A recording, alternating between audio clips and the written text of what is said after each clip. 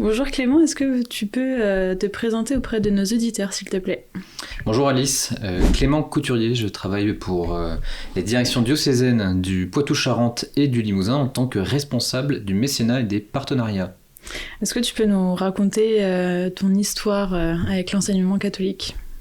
Alors l'enseignement catholique, je le connais depuis assez longtemps parce que j'ai fait toute ma scolarité dans l'enseignement catholique, voilà, en école, en collège, en lycée, chaque fois des établissements différents, voilà, avant après de faire des études plutôt dans le public cette fois, voilà, plutôt à l'université. Qu'est-ce qu'on en retient de tout ça?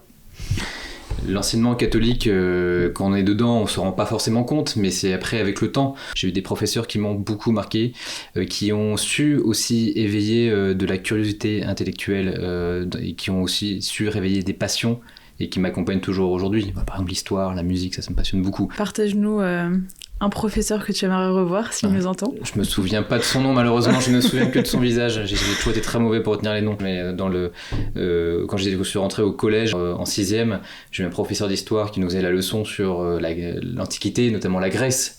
Et l'été suivant, je suis parti en vacances avec mes parents en Grèce et j'ai pu leur faire la visite comme si j'étais chez moi. Tellement le professeur avait su vraiment développer son enseignement. La deuxième chose dont je peux témoigner de l'enseignement catholique aussi, c'est l'attachement à la personne humaine. Pareil, quand on est dedans, on ne se rend pas trop compte, mais je crois vraiment que les enseignants prennent tous les élèves dans leur propre individualité et s'intéressent aussi justement à leur capacité, à ce qu'ils sont et à ce qui est en train de naître et de se développer aussi. Ce qui a valu ton engagement aujourd'hui en tant que responsable mécénat pour l'enseignement catholique pour le diocèse de Limoges, du Limousin, Poitou-Charentes.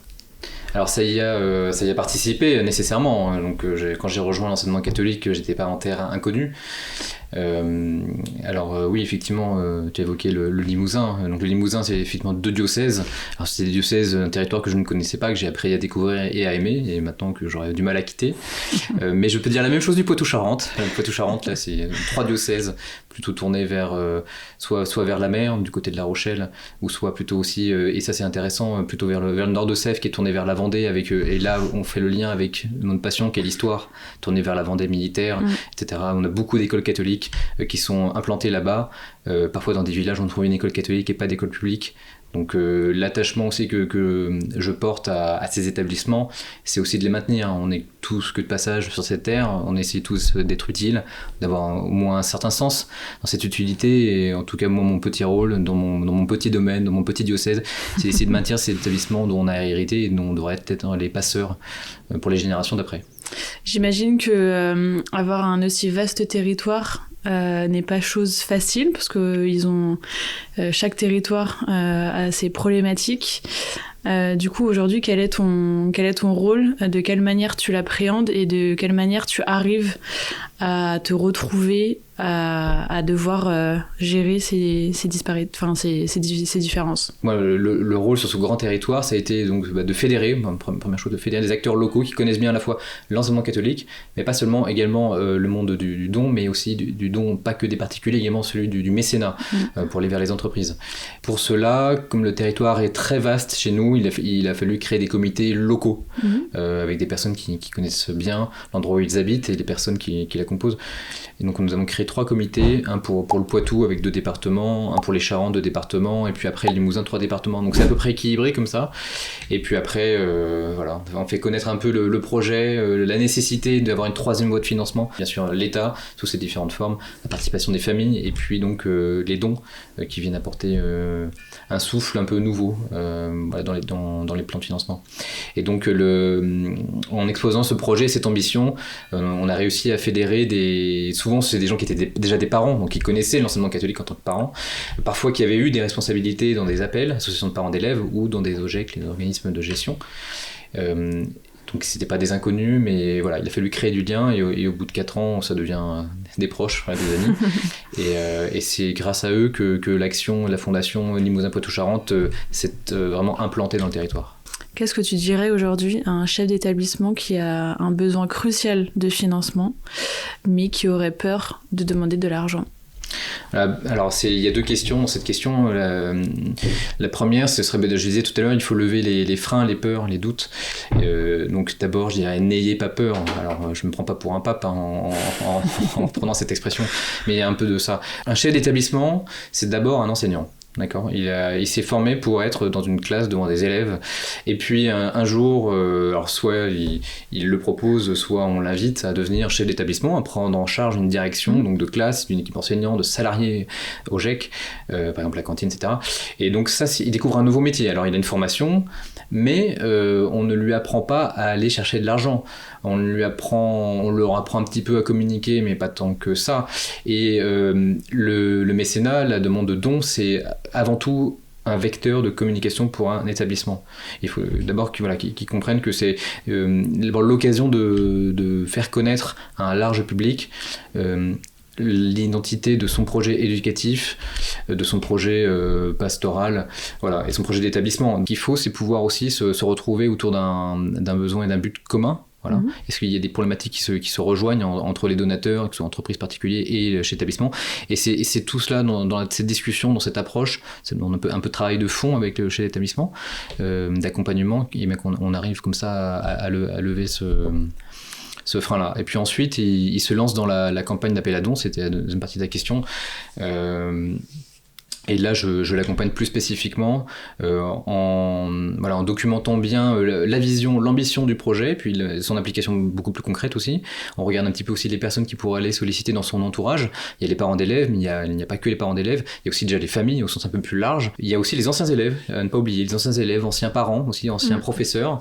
Il y a des écoles qui lancent des réseaux d'alumni, et vraiment, ça, je trouve ça bien et positif. Et puis après, il y a tout un réseau d'entreprises. Alors soit ça vient là à nouveau par les parents, par le réseau de l'organisme de gestion de l'appel, et puis il y a aussi les entreprises qui sont directement en lien avec l'établissement au quotidien. Ça peut être des prestataires, des partenaires, des gens qui viennent travailler. D'accord. Et est-ce que tu as une belle réussite à nous raconter ? Alors je pourrais donner un exemple local. Alors quand je dis local, lors de cet entretien, nous sommes à Limoges, voilà, à la maison diocésaine de Limoges, et je vais parler de l'école Saint-Louis d'Aubusson. L'école Saint-Louis d'Aubusson est une école semi-rurale, parce que l'école est quand même... Je rappelle qu'on a été à l'école d'Aubusson, Saint-Louis, pour notre deuxième étape du relais des régions. Tout à fait. Et donc pour nos auditeurs qui n'ont pas eu la chance d'être avec nous alors que nous avions un temps magnifique et plein de madeleines bijoux à donner à tous les enfants et tous les parents, je vais en dire quelques mots. Donc l'école Saint-Louis d'Aubusson, je dis semi-rurale parce que c'est une école de centre-ville, mais la ville a une taille raisonnable. C'est une école qui est passée de 3 à 4 classes il y a 1 an. Ça démontre quand même un certain dynamisme dans le projet éducatif de l'établissement qui attire les familles et qu'il fallait absolument pousser, continuer de faire grandir. Face à cela, il y avait un immobilier qui nécessitait d'être totalement entretenu. La première fois que j'y suis allé, c'était pas il y a 1 an, c'était je pense il y a 3 ou 4 ans, un peu après mon arrivée dans le diocèse. C'était un jour d'orage.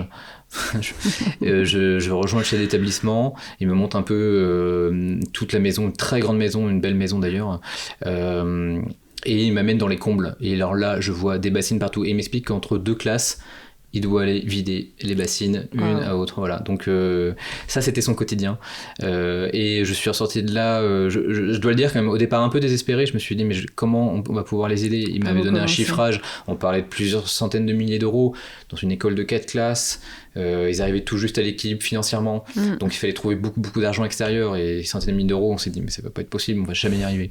Et puis finalement, en parlant ici aussi beaucoup en interne, en mobilisant aussi le diocèse, avec le soutien aussi, je dois le dire, de l'évêque Monseigneur Pierre-Antoine Bozo, qui était l'évêque de Limoges à cette période-là, nous sommes tous mis autour de la table et en se disant mais qui peut faire quoi pour cette école. Et alors là, plus d'orage, le ciel est devenu bleu, c'était incroyable, et tout le monde s'est mobilisé.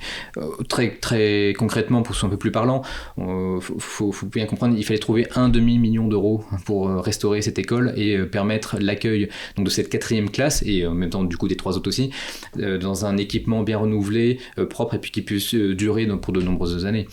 Et donc dans ces 1 demi-million d'euros, il y a eu un soutien important à hauteur de 100 000, un don de la caisse de solidarité du diocèse de Limoges, qui s'occupe de tout ce qui est l'immobilier, alors surtout, vous savez, des églises, etc., mais aussi de l'immobilier scolaire pour une partie. Donc là, ils ont donné pas mal.